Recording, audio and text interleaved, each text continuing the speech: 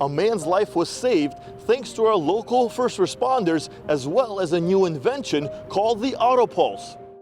On January 8th, 2023, Jeffrey Norris was playing pickleball here in El Segundo like he does every Sunday.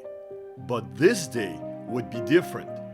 I was playing pickleball as we do on Sundays, so there was nothing special about it. I don't remember actually going there. I don't remember if we won or lost.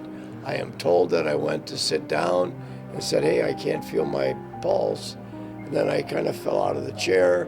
My wife spun me around with my own weight helping falling out of the chair.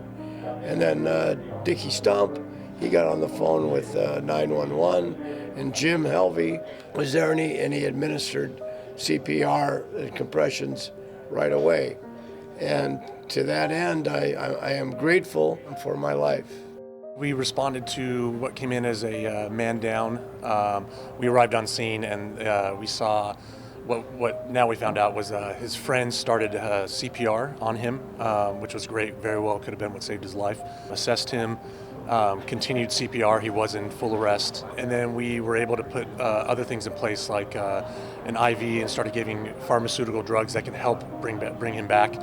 We ended up shocking him 4 times. En route to the hospital, we got pulses back, which means he was starting to come around. And so I believe it was 3 weeks later, he had a full recovery, and he's here with us today, so it's pretty amazing.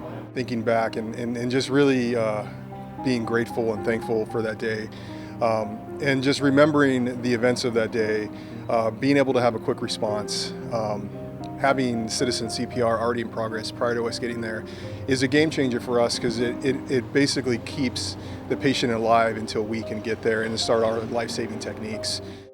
One of those techniques is using a new piece of equipment called the AutoPulse. We are trained before to do hand CPR, but this is just another tool that we can use along with our Zoll monitors to shock a patient. We've also got multiple drugs, but the AutoPulse is a great new tool that we have to really help us out. It allows us to free up extra hands too. We have our engine company with us as well, but if we don't have to have somebody providing CPR, that's another person that can help give life-saving measures as well. We pride ourselves on being able to do great CPR. We're trained at depth and rate, but the AutoPulse will always do better CPR than we do. And to have that consistent, non-stop CPR is really what is going to save that patient's life.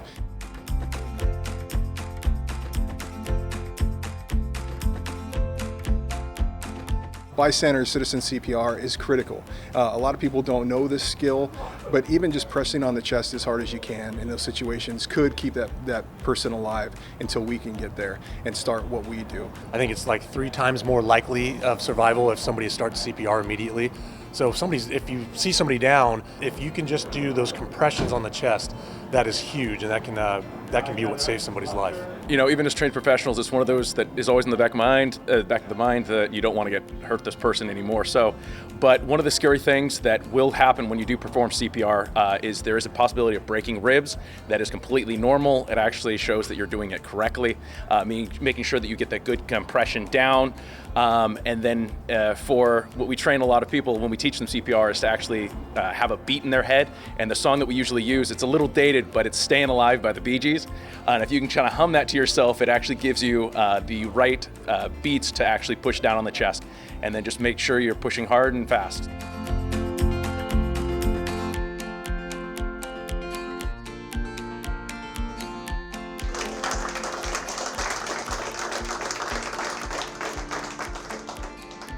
I feel fine. Other than a little tired after the ordeal,